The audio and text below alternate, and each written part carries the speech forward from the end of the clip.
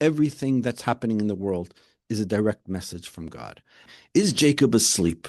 And we're at the holiest point in history. With the rise of Mamdani, a Shia 12er Muslim, and the shift in the global outlook of what the future brings, suddenly the question is, can we re-examine the end time prophecies of our times and see how this is all going to play out? I'm going to be showing you some key features of Islam, Christianity, and the Jews. So if you haven't subscribed, please subscribe now and sit back, really enjoy this episode. This is an episode which has basically the culmination of many years, probably decades of studying this topic. So let me know your comments and the feedback and enjoy the show. We're going to say that Jacob, Asov, and Ishmael are the three partners that work together in this narrative. Really get comfortable. It develops with time. This is one of the core features of the Torah. The Torah is black fire on white fire. Now, what is the white? What is the Lavan? Well, Lavan is a name of a person. This individual, he is the backdrop of the Torah. He is the one who the Torah happens in.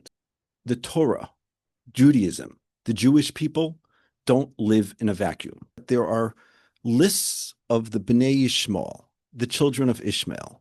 And our sages tell us that from the children of Ishmael were able to understand the age of Jacob. And it says this also by the children of Asov, that from the children of Asov were able to calculate the days of Jacob.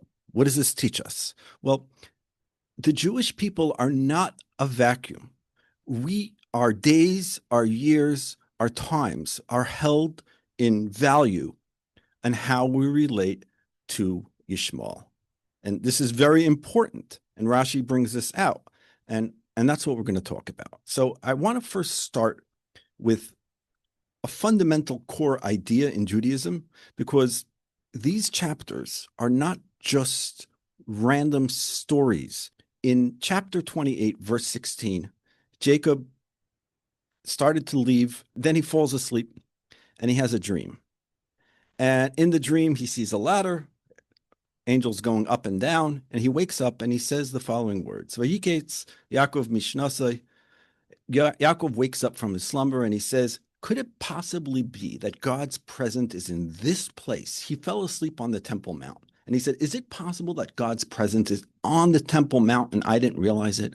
Is it possible that today Jacob is asleep and miraculous events are happening? World events are happening. 100 years ago, you had 20,000 Jews, maybe double that, living in Israel. Now you have 7.7 million. The past few years, we had this crazy war with miracles happening. Is Jacob asleep? And we're at the holiest point in history.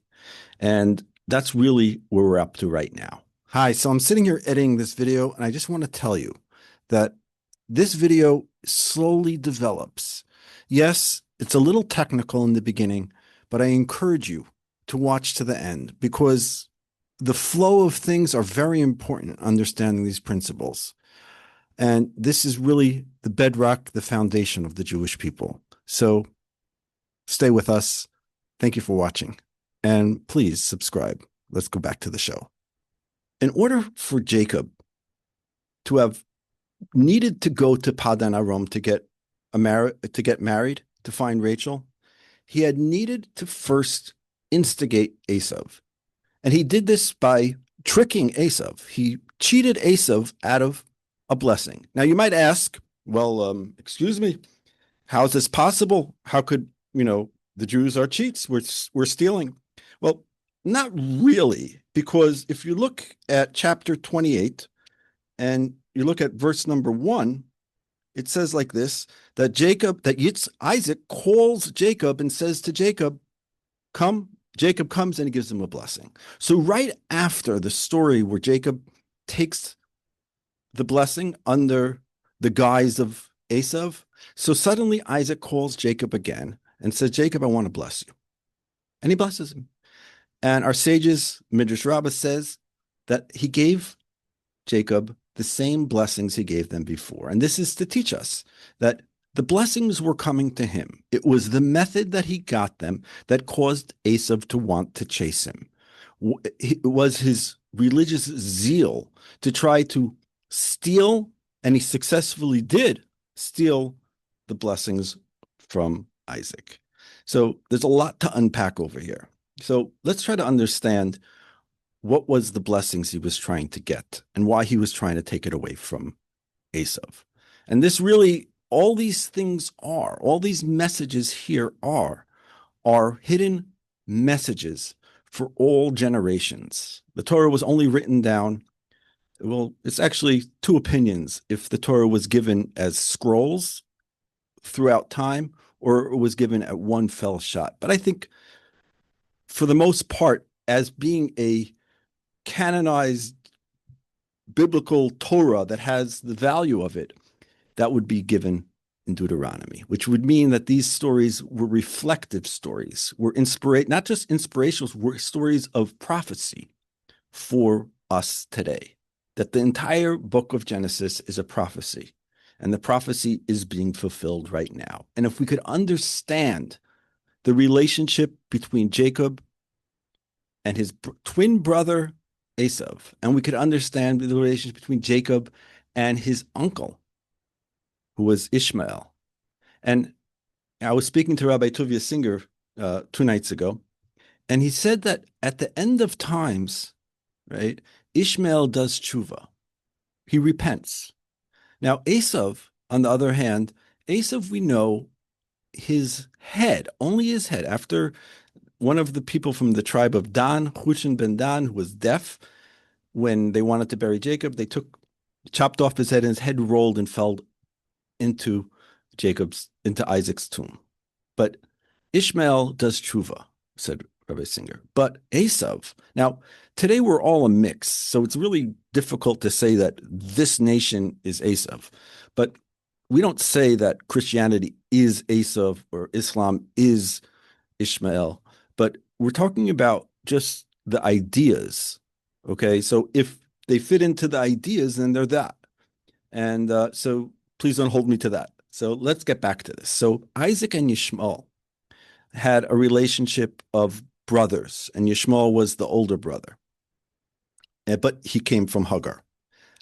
Jacob, on the other hand, his brother was a twin brother, and he was the younger brother. But he had somehow convinced Asov to sell him the birthrights, which is the rights to be able to serve in the temple. If I haven't lost you now's the time to start recapping what we said so far, and then we're going to move into stage 2. So far, we determined that number 1, Lavan, who is the father-in-law of Jacob, the one who Jacob goes to this place called Padan Aram. Padan Aram, I guess, would be the modern-day Las Vegas. Again, I have nothing against people from Vegas, but it is Sin City. So it was whatever Sin City is today. Maybe I take back the Vegas mark, because there's lots of from Jewish religious communities and also non-religious Jewish communities in Vegas. And I shouldn't be talking that way, but let me at least put in this idea. He goes and gets to Padan Aram. Why? Because he wants to go to the house of Besuel, and he wants to come and get a daughter. He wants to marry someone. He goes to the well, and before he gets to the well, he has this dream, and he gets up. He has lots of vigor. He leaves the Temple Mount, and he goes all the way to Padan Aram. But on the way, he stops for 14 years. Interesting. It's not mentioned, but I'm not going to tell you the exact calculation. I think it would be difficult to do that without losing you, but I'll just say that, look it up. 14 years Jacob studies in this school called Shem Ve'ever. And the reason he does this is because he recognizes and he realizes once God tells him that something big is happening right now, he said, I want to get prepared. In other words, the readiness for meeting up with Lavan, which, if we follow through the story, was a 14-year ordeal. of working as a slave for this person called Lavan, who we said is the white part of the page where the black letters are written on. He's the spaces between the letters of the Torah, to work for Lavan for 14 years. He also went to a school called Shem Ve'ever, where he studied Torah. And you'll ask, what is Torah? Because Torah was given at Mount Sinai. So what was he studying? And the answer is, my friends, that the Torah itself is a connection to God, and studying the Torah means that we're studying God. And I'll explain. The people like Abraham, Isaac, and Jacob, their actions themselves were Torah. You see, it was written, their life in the Torah, so they are Torah. It's not that the Torah speaks about them. They became Torah. So what he was doing then, I would love to find out, but what he was studying was the same thing that we study today when we study Torah, which is understanding God's ways, understanding what we have written down. Now, we know that we had lots of parts of the Torah because we know we had, first of all, we had Tehillim. We had Psalms back then, even though we know King David wrote Psalms. But we say that when Jacob, after he leaves Eretz Canaan, he leaves Israel to go to this place called Padan Aram, suddenly Eliphaz, which is Asav's son, comes after him and catches him. And now when Jacob left, he left with lots of wealth because they were a wealthy family. And Eliphaz comes to him and says, I want all your money. Actually, he didn't say, I want your money. He said, I'm sent to you to kill you. He had the respect to go to Jacob and said, my father sent me to kill you. And Jacob said, just 1 second. Before you shoot, I have an idea. Asov, your father, is only interested in my money. So take all my money. And he takes all of his money and he's left penniless. And then Jacob sits down and he starts to cry. And he writes Psalms where it says, I'll lift my eyes up to the mountains. Where will my salvation come from? And the word Horim, which means mountains, can be spelled the same way as parents, Horim. And our sages teach us that he was saying, how is it that that Isaac, my father, simply sat at home and Eliezer, the son of the slave of Abraham, who we got from Nimrod, went and found Rebekah for Isaac, and Isaac didn't need to go anywhere. And Jacob is saying, not only did I need to leave Israel, I had to go to the dark places. I had to go to a place called Padan Aram. And on my way to Padan Aram, going to this dark place where I'm going to be a slave for 14 years, but he didn't know that he's going to be a slave for 14 years. He knew that he's going to meet Rivka, but he already realized that right away he's going a mission from his mother, because Asov wants to kill him, a mission from his father, so we can go marry Rachel. His father told him specifically, marry the daughters of Lavan.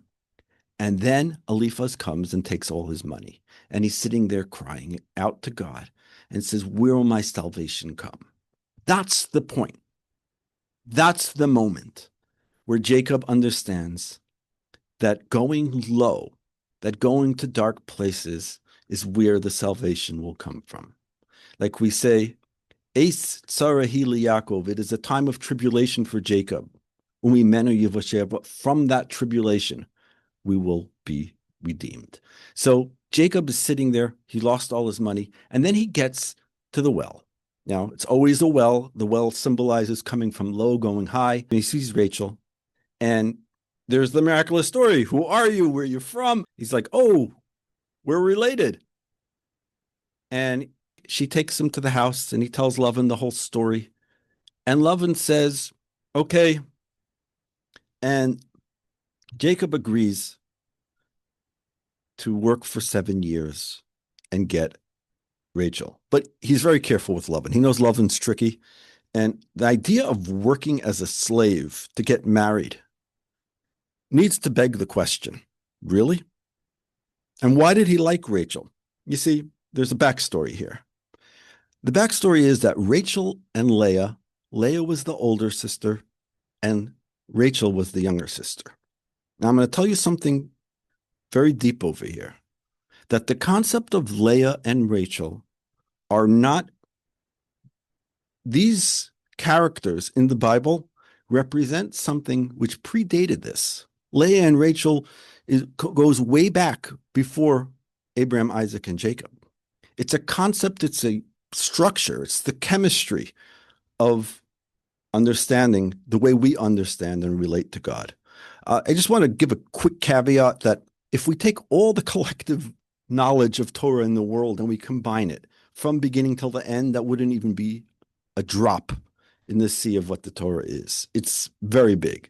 But for our understanding, Rachel and Leah are Kabbalistic terms, and we're going to talk about that in a minute. So he decides he's going to work for 7 years. And what happens? On the day of the wedding, he gets ready to get married, and he knows he's going to marry Rachel. And Leah, all this time, knew that Jacob had an older brother named Asov. And Leah said, the older sister will marry the older brother, that she was supposed to marry Asov, and the younger sister, Rachel, will marry Jacob. So she already knew this, Leah. But what did Leah do? It says, Ve'enea Leah rachos. Leah's eyes were teary eyes, because she prayed and she got what she wanted. Rachel, on the other hand, Rachel did not pray. Rachel was the opposite of prayer. And we're going to show in the next few minutes how not only did Rachel not pray, she actually said, if things don't go my way, I'm going to change myself. And these are two ways of dealing with trials and tribulations in life. Either pray and beg God to change it, or change myself. So who needs to change? Do I need to change God's mind, or do I need to change my actions? And that's Leah and Rachel. In any event, Rachel knows that Jacob worked for 7 years so he could marry her. And on the night of the wedding, and I'm paraphrasing because this entire story is brought in the introduction to the book of Eicha, Lamentations. In Eicha Psichta, it actually says that the reason why the redemption will happen will be because of Rachel. That Abraham will come when they were destroying the temple. Abraham shows up and and Abraham says, God, how could you destroy the temple when I brought up my only son from Sarah as an offering and I held back my mercy? Can't you hold back your anger?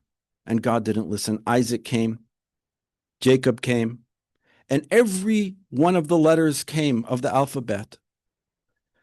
The Aleph, the first letter, came to God and said, how could you destroy the temple? And he says, God said, will you bear witness that the Jews are not following my law? And the letter Aleph was about to speak, and Moshe screamed out to the Aleph and said, how dare you? The 10 Commandments starts with an Aleph. And you have the audacity. And then the Bays came for Bereshis, the Genesis, and so forth and so forth. Until Rachel came, and Rachel said the following. On the night of the wedding, I'll tell you the story, then I'll tell you what she said. On the night of the wedding, Jacob doesn't know, but Lavan devised a plan how to entrap Jacob to be in exile for another 7 years. What he does is he switches Rachel for Leah, meaning he forces Yaakov, unbeknownst to him, to marry Leah. How this happens is a crazy, crazy story. And I'm going to tell you this story, and you'll be shocked when you hear what happens. And the Medrash, the sages in Genesis, tell us this story. That, you see, Yaakov already knew that Lavan, the white part of the parchment, was going to devise a plan to trick him.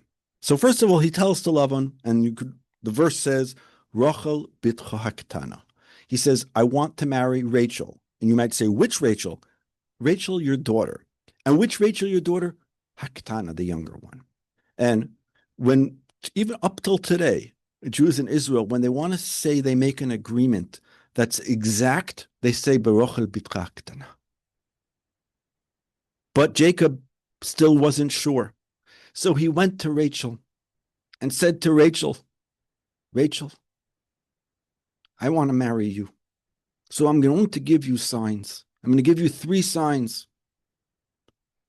But the main sign, and he taught her the Jewish woman's 3 main mitzvahs of lighting candles, of taking challah. And he says to Rachel, he says, Rachel, here's the sign I'm going to tell you. If I ask you your name, so say your name is Leah. Therefore, if it's Leah and she says her name is Rachel, I'll know that that she's lying. You see, Rachel and Leah obviously were very hard to discern, to know the difference. And what happens is that Yaakov is certain that he's marrying Rachel, because he knew that he's the younger brother and the younger brother marries the younger sister. And we really have to understand what Yaakov saw in Rachel, but I want to tell you this medrash. I want to tell you what the medrash says. And this is why God said, I'll return. The redemption will happen because of this. And God said, only the merit of Rachel will live on. Rachel says to Leah, I switched my heart. I want to tell you a secret. And Leah says, what's the secret? And Rachel said, your father has set you up tonight to marry Yaakov. And I know what's going to happen. You're going to come to the wedding, and he's going to ask you what your name is. And you're going to say Rachel, because you know that you have to pretend to be me. And when that happens, Yaakov is going to scream and say, it's not you. And you're going to be embarrassed. So do me a favor. Take my signs. When Yaakov, and she even said worse, she said to Leah, when Yaakov comes and asks you what your name is, don't lie to Yaakov. That's all she said. Don't tell Yaakov a lie. Turns out, therefore, when Yaakov shows up, Yaakov asks her, what's your name? And she says, Leah. And Yaakov thinks it's Rachel. Rachel is devising a plan to trick. You see, and God said, because Rachel was able to give up on her husband who she loved, was able to give up on being the mother of the Jewish people, and she knew the importance of this, she said, I'm willing to give everything up. You see, Isaac and Abraham was willing to give up Isaac. And Isaac was not willing to give up on Asov. He wanted to bless him. But when he realized that Rebekah, Lavan's daughter, tricks her, Lavan's sister tricks him, and sets up Yaakov instead of Asov, Isaac screams out. But here with Jacob marrying Rachel and Leah, Lavan is the one who comes in and actually tricks him. And Rachel says to God, if I was able to give all this up, and the Jews are not following your ways, are you not able, and they're bowing down to other idols, are you not able to look away and give up on what's important to you and do it for the right reason? And that is what brings the redemption, says the Medrash. Meaning, we create our own realities. The reality of redemption comes through the fact that we give up on what we think we need, and we're able to do something for someone else. We're able to get out of ourselves. And Ishmael and Asov, all these powers are worked together with the Jewish people. And the power of Eisav and Ishmael live in many, many ways and exist in many, many times. So Yaakov is already at the house of Lavan, and Lavan had tricked and given him Rachel.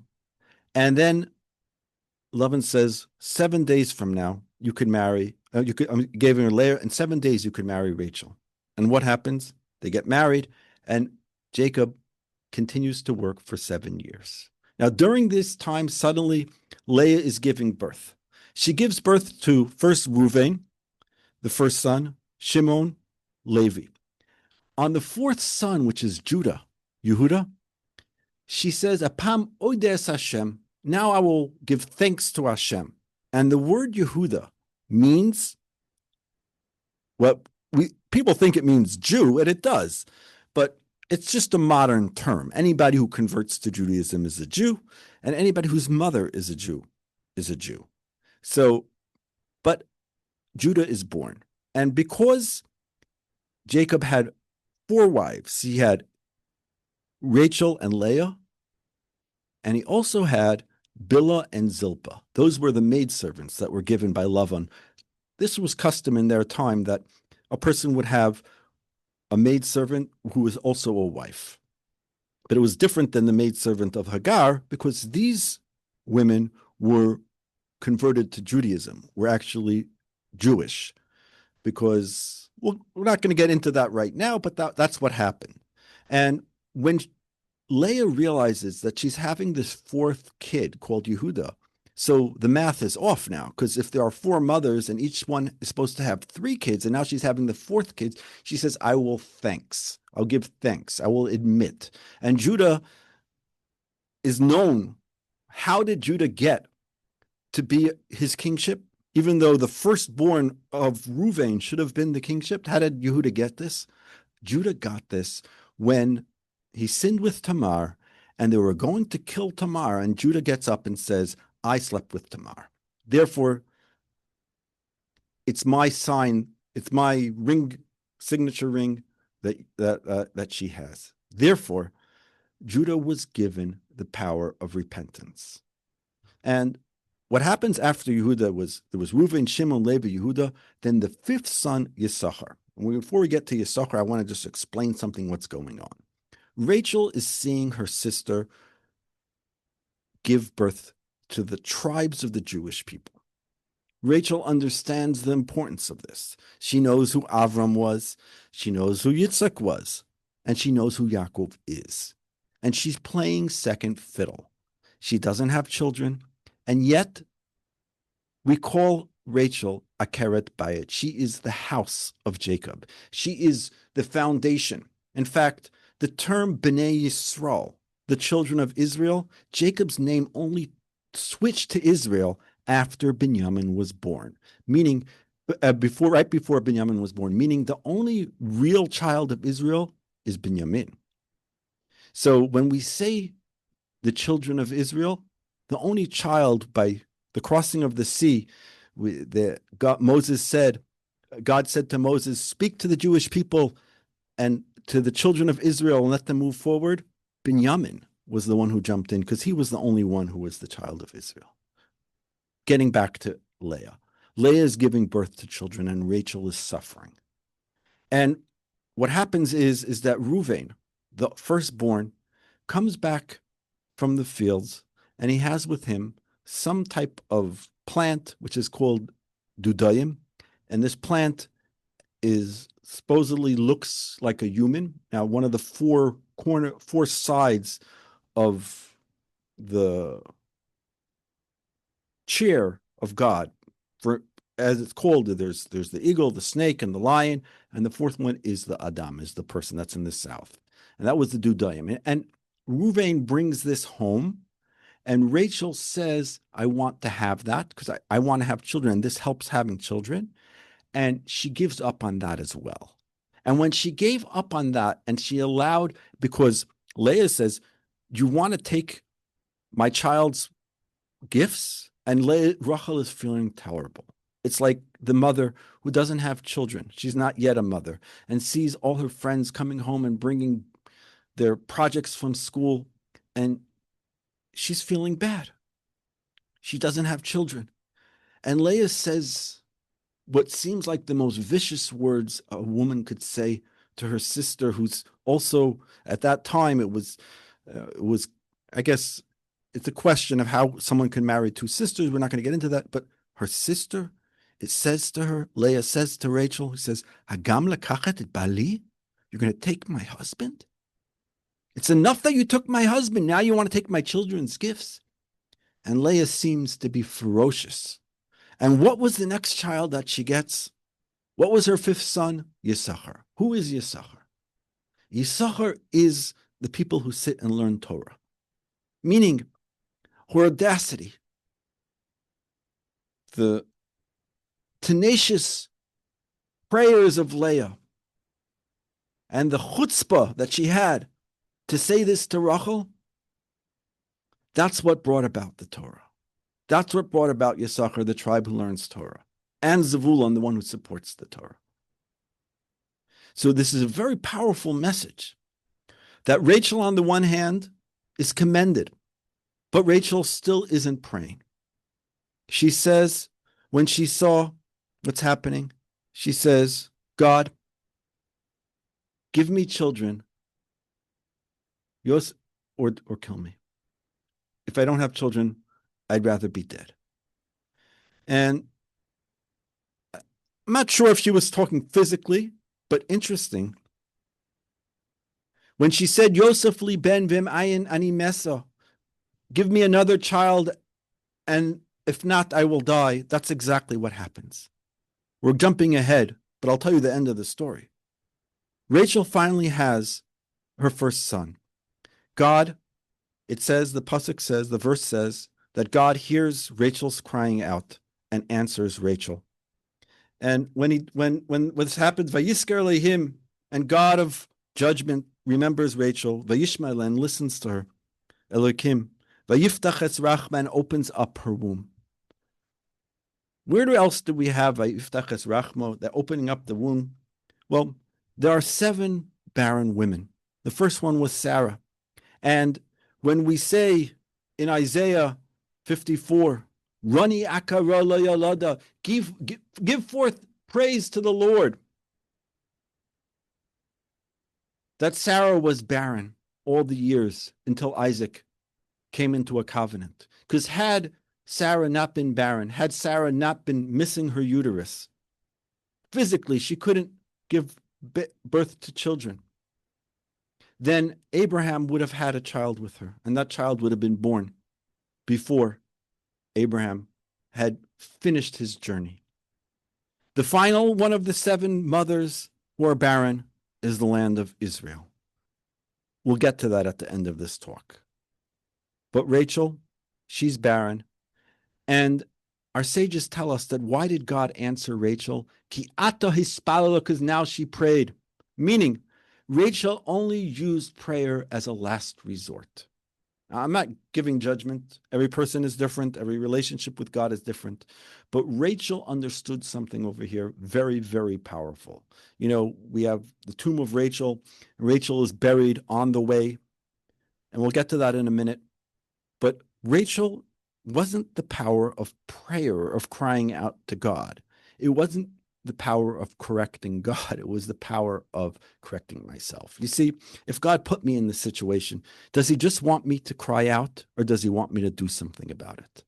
The Ramban, Nachmanides, writes at the end of Bo that current events in the world, events happening in the world, are direct signs from God. In fact, on every doorpost of our house, and every tefillin we have, and every time we say Kriya Shema, every time we say Shema Yisrael, what we're saying to God is, guess what? Everything that's happening in the world is a direct message from God. And not believing that things that are happening are messages from God is actually idol worship. Rachel understood this. Rachel said, there's a reason why Leah is having all these children. And the second Leah had Yosef, Yosef was her first out of 2 children. Jacob says, let's get out of here. We did 14 years with Isaac. We did 14 years in Shem ve'Aver, and now we had a few more years. Let's leave. As soon as Joseph is born, Jacob says, I'm out. I'm not going to spare, I'm going to spare you the details of the whole process of how he gets out. But before this happens, there's an entire huge chapter dealing with the sheep. I'm not going to get into the sheep, but I'll just tell you about the sheep very shortly. The question was how Lavan is going to pay Yaakov. And they were in the cattle business, in the sheep business. And Yaakov says, I want all the spotted ones. And the next day, all the sheep are spotted. And then he says, I want all the ones that have stripes. And he gets the striped sheep. See, what happens was that Yaakov had the ability to influence the way the sheep were born. What did he do? Our sages say, now, understand that all these stories are allegories. It's irrelevant what really happened. I mean, it is relevant, but these are examples for us to examine and understand the deeper meaning. He takes sticks, and if he wanted to make stripe sheets, he would put them in front of the well where the sheep were drinking, and they would see the sticks that had stripes, and then their children that were born would have stripes. Does that make any sense? No, but I'll explain. You see, what Yaakov was doing was he was investing in thoughts. He was impressing on the sheep. And the sheep, I want to tell you, the Medrash Rabbah tells us that there were 3 types of sheep. These sheep were the Jewish people. And these sheep, there were some who wanted to go to Eretz Yisrael right away. There were some who preferred to stay and wait until they had God push them out. And there were some who needed God to take them out completely. So I'll leave it at that. Just understand that the sheep, the whole story of the sheep, is the story of the Jewish people returning to the land. But Jacob says, I'm done. I want to out. Yosef is here. Why did he wake up as soon as Rachel had Joseph? And what did he see in Rachel from the beginning? You see, Rachel represents Mashiach ben Yosef.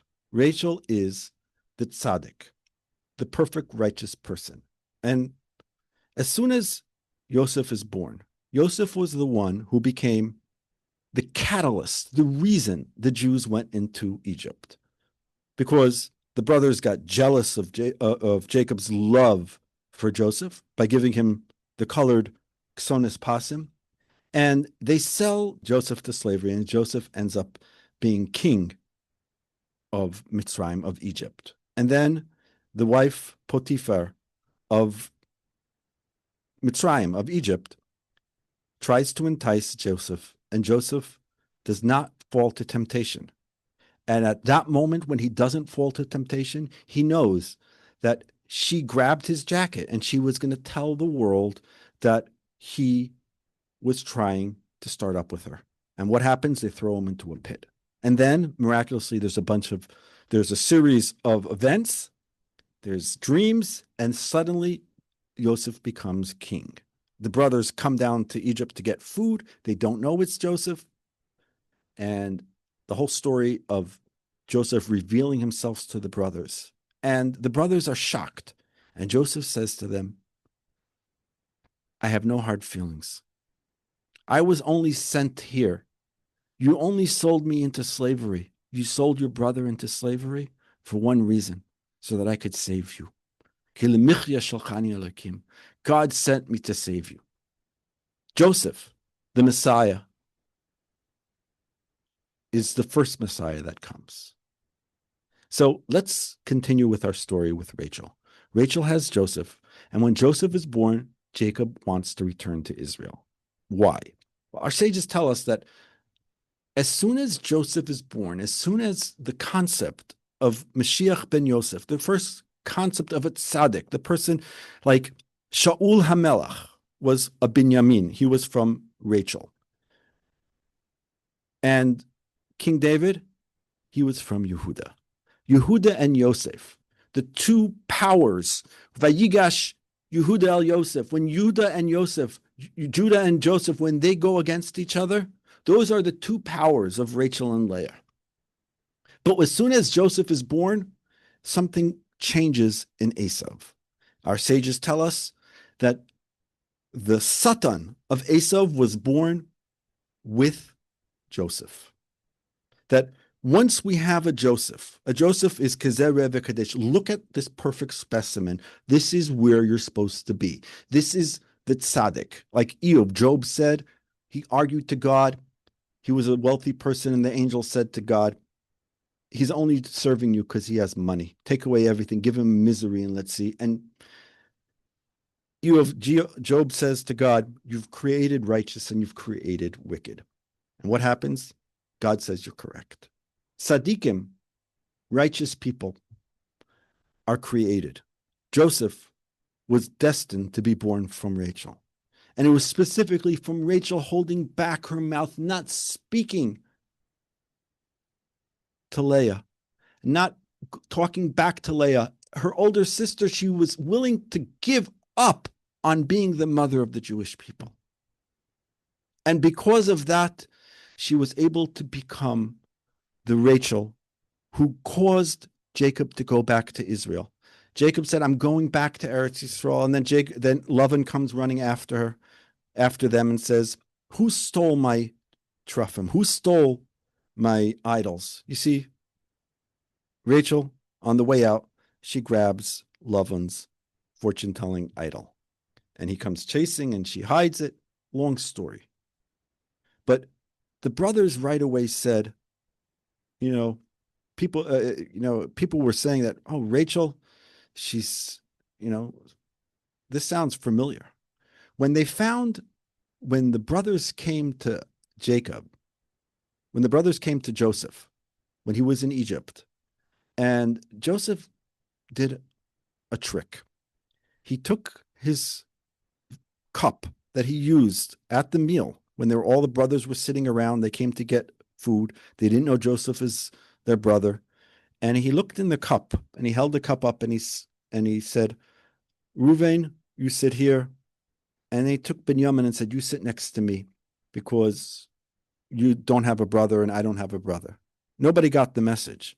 But he pretended that this cup had magical powers. And he hid this cup. He asked his son, Menashe, to hide the cup in Binyamin's backpack. And what happens? When the brothers find it, they rip their garments and they say, once again, we're having a problem with the Binyamin family, with the Rachel family. So let's get to Binyamin in a second. They finally come to Israel. And as they come into Israel, Rachel is giving birth to Binyamin, the final son of Jacob. And they're in Israel. He's the only one born in Israel. They're going towards Beit Lechem, towards Bethlehem. And Rachel starts giving birth. She gives birth to Binyamin. She names him and she dies. Just like she said, God, give me children, another child, and then I'll die. And that's what happens. And they decide to bury Rachel right over there near Bethlehem so that the Jews, when they leave the exile, they're able to see Rachel who was able to be quiet, Rachel who learned how to not pray. I'm not telling you not to pray. I'm just telling you what it says. And they were able to understand that there's some higher level of prayer. The highest level of prayer is not to ask God for what you want. The highest level of prayer is to see how I fit into God's plan. What's God's plan for me? What are my strongest weaknesses? What are my strongest assets? How do I fit in to God's plan? And we don't always know. We need to ask ourselves, and that's what prayer is. Daily prayer is realigning ourselves with this. But Rachel's death symbolizes that all beginnings are difficult. There's a rule. Kol hatchalat kashot. All beginnings are difficult. And if it's not difficult, you haven't started. Because judgment always comes before mercy. Din goes before din, which is judgment, goes before mercy. Which means King Shaul, which came from Rachel, he was considered Mishikmo Lamala, he was considered the perfect king. And in 1 Samuel 10, and we're going to discuss how they found Shaul HaMelech, how they found King Shaul. that Shaul is worried about his donkeys that got lost, his chamor, his asanot.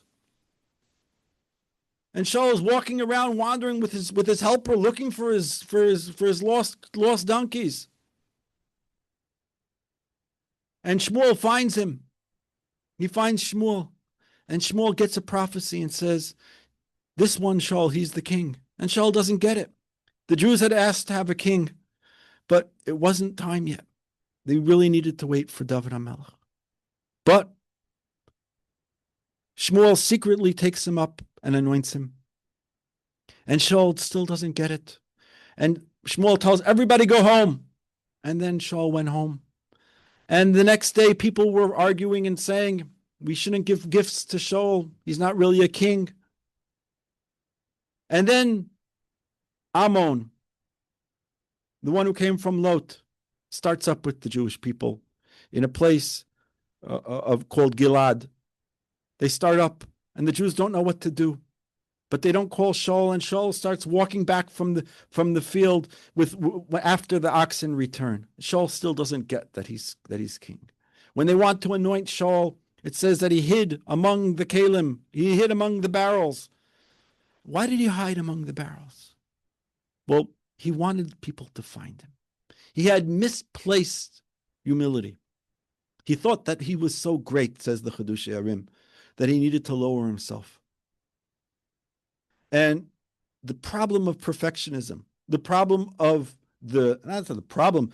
difficulty with the tzaddik, as opposed to the Baal Tshuva, the difficulty to the person who's completely righteous, compared to the person who has sinned, who repented, is that King Shaul didn't last. His children didn't continue. And he ended up falling on, and when he sinned, and he had, like we say in the song that we sing after the Megillah on Purim, after we read the story of Purim from the parchment, we say a blessing, a song, Asher Hinia, and we say, the Al Tizkor es Rachmei Shaul, don't remember the mercy of Shaul, because Shaul was told to kill all of Amalek, because they were the essence of evil. Now, obviously today Jews don't go around killing people, and we're not interested in doing that. But at that time, God gave a commandment. Amalek is a huge topic. We'll talk about it in a separate video. But understand this point, that it was Shaul who fell in war, even though he brought back Shmuel from the dead. He went to a person who saw into the future, and miraculously Shmuel came back from the dead. And Shmuel told him, you will not succeed and you will fall in war. And Shaul went and fell in war and died. Maybe committed suicide. But King David, when he sinned, he said, Chatasi Hashem, I have sinned. And his sin actually became his biggest attribute. Just like Judah, who his sin with Tamar became the Jewish people. The essence, the nature, the underpinnings of Eisav and Ishmael, of Lavan, of sin, is for us to repent. The backstory, the playground where this all happens, is in exile. But at a certain point, like we said in Genesis 28:16, that Jacob awakes from his slumber. Today, the Jewish people have awoken. We're here in Israel. I want to bless you all that we continue to grow and continue to look towards the Bible to learn and understand current events. Nothing is new. The Torah is not just stories, and it's not parables, and it's not just lessons. It's the essence of the Jewish people, and it's the essence of God. Learn it in Hebrew. Get yourself a Hebrew Bible. It's called a Chumash. You could find it at every Jewish bookstore, and it's written in clean, plain English. See the story, and I look forward to seeing you again next week. Have a Shabbat Shalom. Thank you for watching. Shavua Tov, Shabbat Shalom. Sending peace and love from Israel. Thank you for watching. If you haven't, subscribe, please like, share, and subscribe. Thank you.